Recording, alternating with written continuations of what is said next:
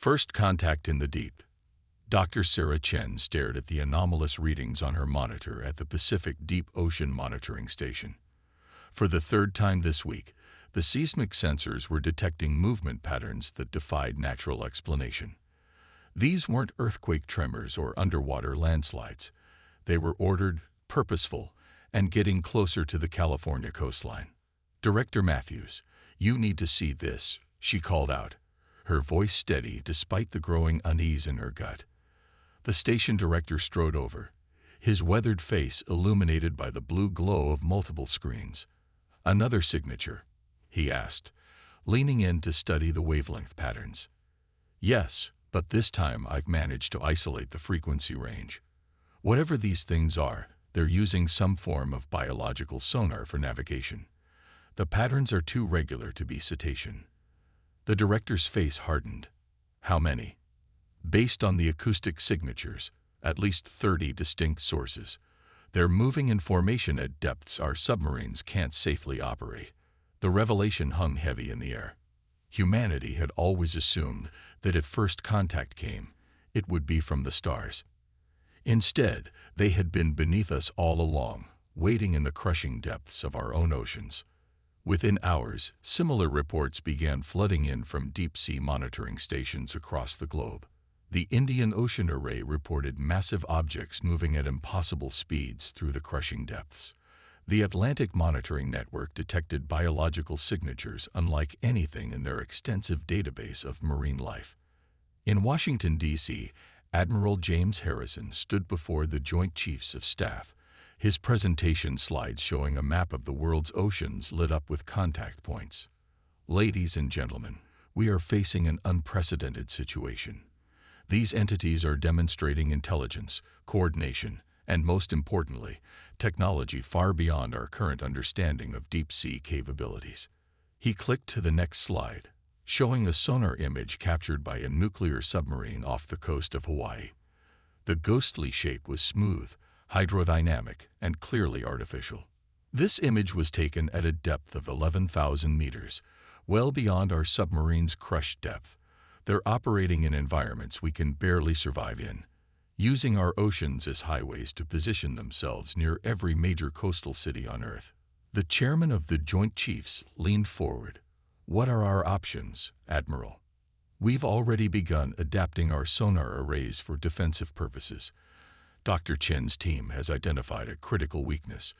These beings appear to rely heavily on biological sonar for navigation and communication.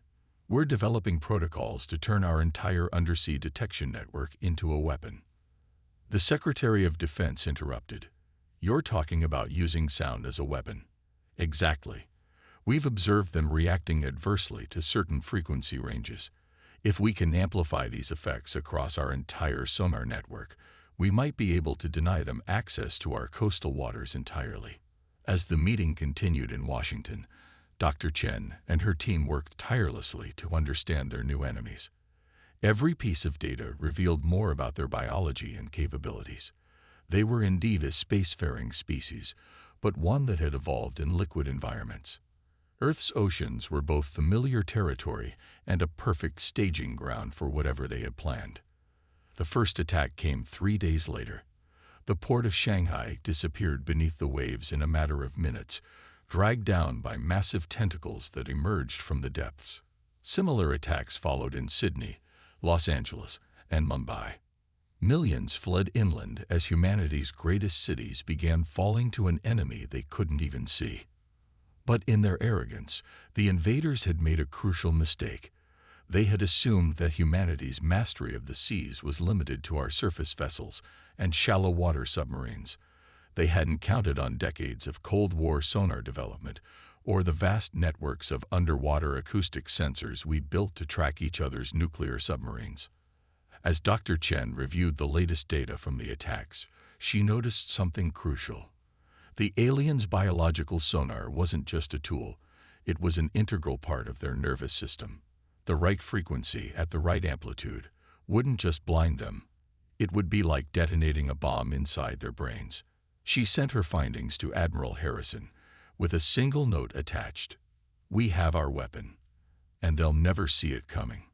The first phase of humanity's counterattack was about to begin, and the oceans themselves would become our greatest ally in the fight for survival. The Silent Hunter. The underground facility at Naval Undersea Warfare Center hummed with activity as engineers and scientists worked around the clock. In the central laboratory, Dr. Chen hadn't slept in 36 hours, but the excitement of breakthrough kept her alert. Before her stood the prototype of humanity's response to the alien invasion, the Acoustic Resonance Amplification System, ARAS. The frequency modulation is stable, she announced to the team of engineers surrounding her.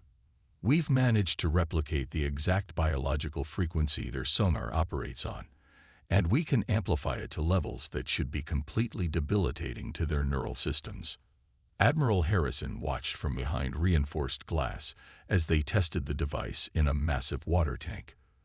The water literally vibrated with invisible energy, and a sample of alien tissue they'd recovered from a failed attack immediately began to deteriorate.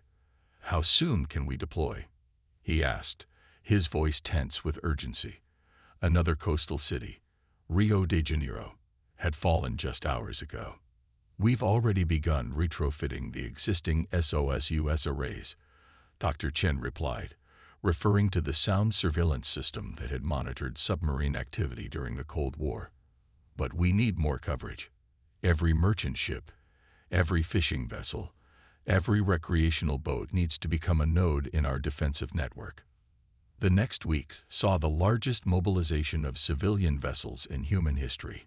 Ships were fitted with modified sonar devices, transforming them into floating weapons platforms. The aliens, still confident in their superiority beneath the waves, never saw the trap being laid. Captain Maya Rodriguez stood on the bridge of the U.S. Defender, one of the first vessels equipped with the new ARAS technology.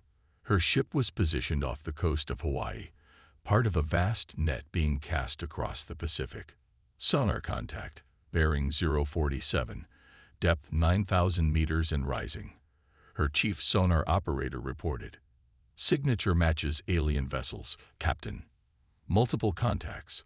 I'm counting at least 15 distinct signatures." Maya took a deep breath.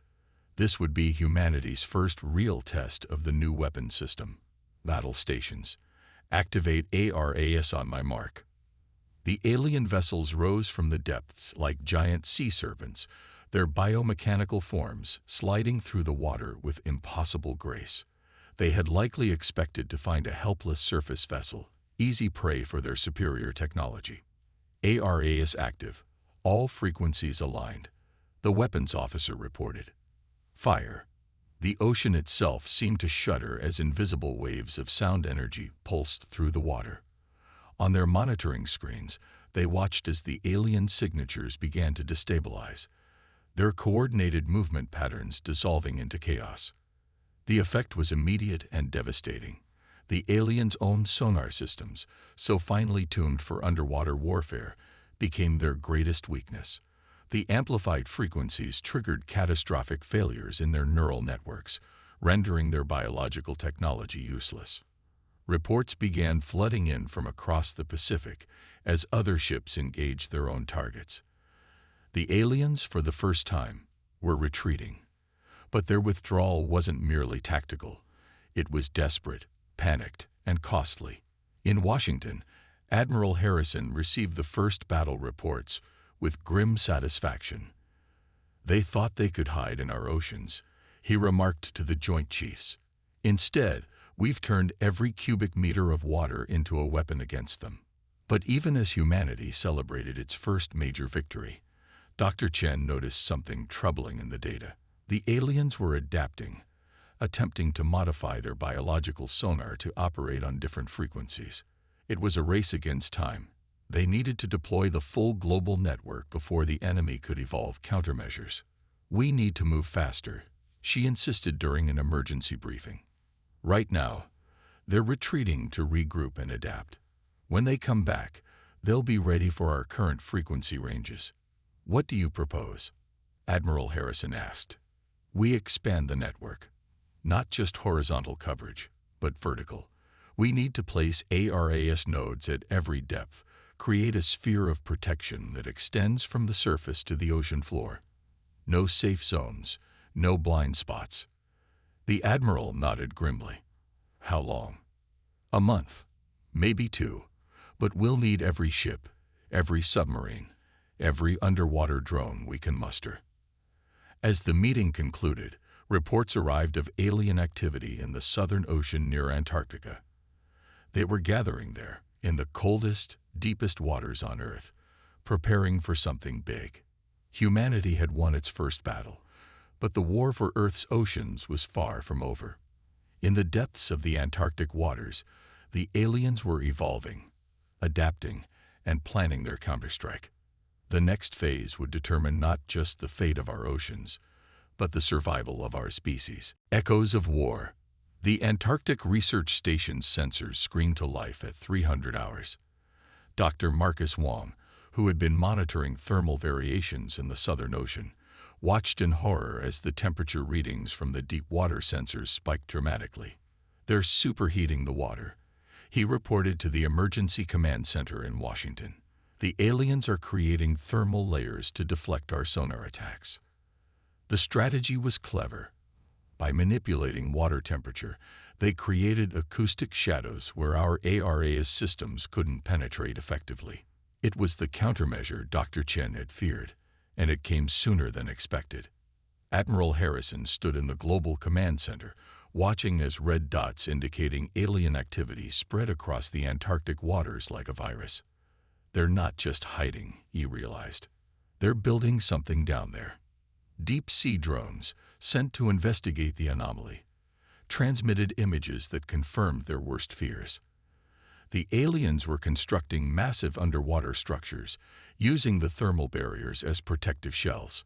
Each structure pulsed with bioorganic energy, sending out new frequencies that seemed to strengthen their forces while neutralizing the effects of human sonar weapons. Dr. Chen worked frantically with her team to analyze the new threat. "They're not just adapting," she explained during an emergency briefing. "They're evolving their entire biological framework. The specimens we studied initially were just their basic form. Now they're restructuring their neural networks to be resistant to our acoustic attacks." But humanity had an advantage the aliens hadn't counted on. Desperation bred innovation. While the aliens worked to counter our existing weapons, Dr. Chen's team had been developing something new: the quantum acoustic resonator. Traditional sonar operates on predictable frequencies, she explained to the Joint Chiefs. The QAR system generates quantum-entangled sound waves that exist in multiple states simultaneously. They can't adapt to what they can't predict. The first test of the new system came during what would later be known as the Battle of the Ross Sea. A fleet of modified submarines, led by Captain Rodriguez, approached the alien construction zone under the cover of a massive storm. "All ships, prepare to activate QAR on my mark," Rodriguez commanded. The alien structures loomed before them, their bioorganic surfaces pulsing with eerie light. 3, 2, 1. Initiate quantum resonance.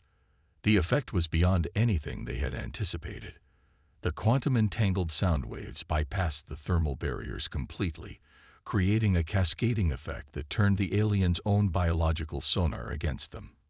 The structures began to collapse, their carefully engineered defenses useless against an attack that existed in multiple quantum states simultaneously. But the aliens weren't finished. From the wreckage of their failing structures emerged new forms, massive bioorganic vessels that seemed to absorb and redirect energy. They launched a desperate counterattack, using focused beams of superheated water as weapons. Multiple hostile contacts, moving to surround us, Rodriguez's sonar operator reported. The water around their submarine fleet began to boil as the aliens brought their thermal weapons to bear. "Maintain quantum resonance," Rodriguez ordered. "Push through their lines. Don't let them regroup." The battle raged for hours, turning the Ross Sea into a cauldron of superheated water and quantum acoustics. Human submarines dueled with alien bioships in the darkness, each side pushing their technology to its limits. Finally, after what seemed like an eternity, the alien forces began to retreat. But this time was different. They weren't just falling back to regroup. Their entire biological network was unraveling, the quantum resonance having triggered a chain reaction in their neural systems. As the waters calmed, Dr. Chen analyzed the battle data with growing excitement. We didn't just beat them, she realized. We've fundamentally altered their ability to evolve countermeasures. The quantum resonance has disrupted their entire biological adaptation process. Admiral Harrison received the news with cautious optimism. Can they recover from this? Not quickly, Chen replied. And that gives us time to deploy the QAR system globally. We can create a permanent quantum acoustic barrier around Earth's oceans. But even as humanity celebrated this crucial victory, deep in the Mariana Trench, something stirred. The aliens had one last card to play, and it would force humanity to confront not just an enemy, but the very nature of consciousness itself. The depths of victory. The first sign that something was wrong came from the Challenger Deep Monitoring Station. The quantum acoustic sensors weren't just detecting movement. They were picking up patterns that suggested consciousness on a massive scale. Dr. Chen stared at the readings in disbelief. It's like the entire Mariana Trench has become a single neural network, she explained to Admiral Harrison via secure video link. They're not just communicating anymore. They're merging. The aliens, pushed to the brink of defeat, had done the unthinkable. They had transformed the deepest point on Earth into a vast biological supercomputer, using the immense pressure and darkness to forge a collective consciousness that spanned miles of ocean floor. We're detecting quantum entanglement at the biological level, Dr. Wong reported from the analysis lab. They're not just adapting to our weapons, they're transcending their original form entirely. The implications were staggering. The aliens had turned their defeat into an opportunity for evolution, creating something that existed between the boundaries of organic life and quantum mechanics. Admiral Harrison gathered the world's military leaders for an emergency summit. We're no longer fighting a conventional war, he explained. We're facing an entity that could potentially take control of Earth's entire ocean ecosystem. The first attack from this new entity came not through physical force, but through information. Marine life across the globe began behaving erratically, responding to signals that human instruments could barely detect. Whales beached themselves en masse, sharks attacked shipping lanes, and entire schools of fish formed patterns that mimicked alien communication signals. Captain Rodriguez, now commanding a specially modified submarine fleet, led the first reconnaissance mission into the Mariana Trench. It's like entering a living computer, she reported as her vessels descended into the darkness. Every cubic meter of water is processing information. The alien consciousness reached out, attempting to interface with human technology through quantum channels. Naval systems worldwide began experiencing inexplicable glitches as the entity probed our defenses. But humanity had an unexpected advantage. Dr. Chen's team had been studying the quantum properties of human consciousness as part of their weapons research. They discovered that the human brain, in its own way, was a quantum computer, one that could potentially interface with and disrupt the alien network.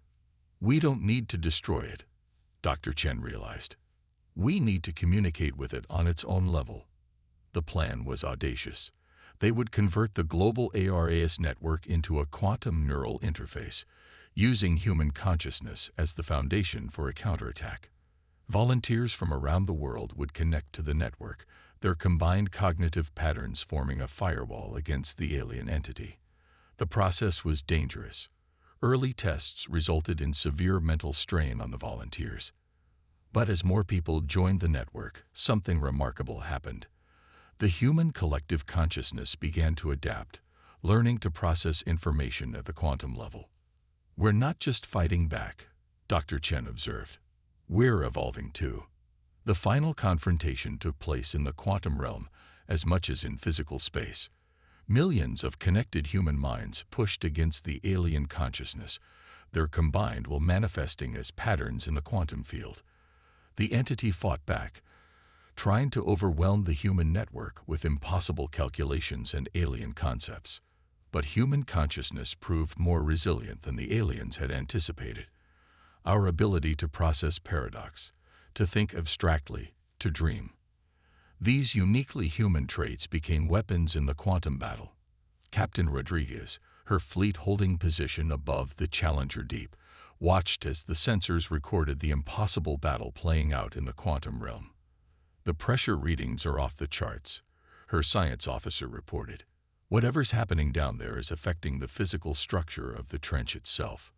The breakthrough came when Dr. Chen discovered a fundamental difference between human and alien consciousness. While the alien entity processed information with perfect quantum efficiency, it lacked something crucial: creativity. The ability to imagine, to think laterally, to make intuitive leaps that defied logic. "Push harder," she commanded the volunteer network. "Show them something they can't compute." The human consciousness surged forward, flooding the quantum network with art, music, poetry, dreams, the full spectrum of human creativity and imagination.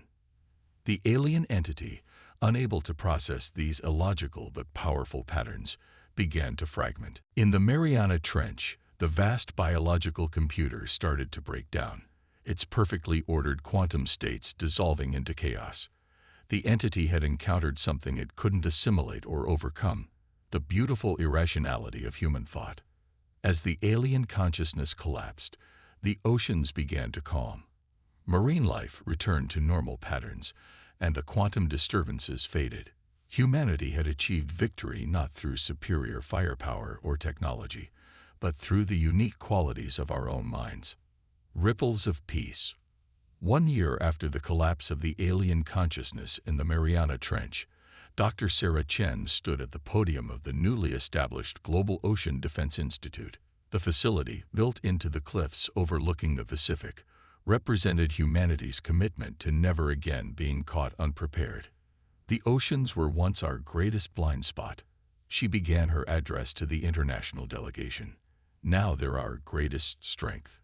The quantum neural network we created to defeat the alien entity has evolved into something extraordinary. A true partnership between human consciousness and Earth's marine ecosystem." The transformation of Earth's oceans had been profound.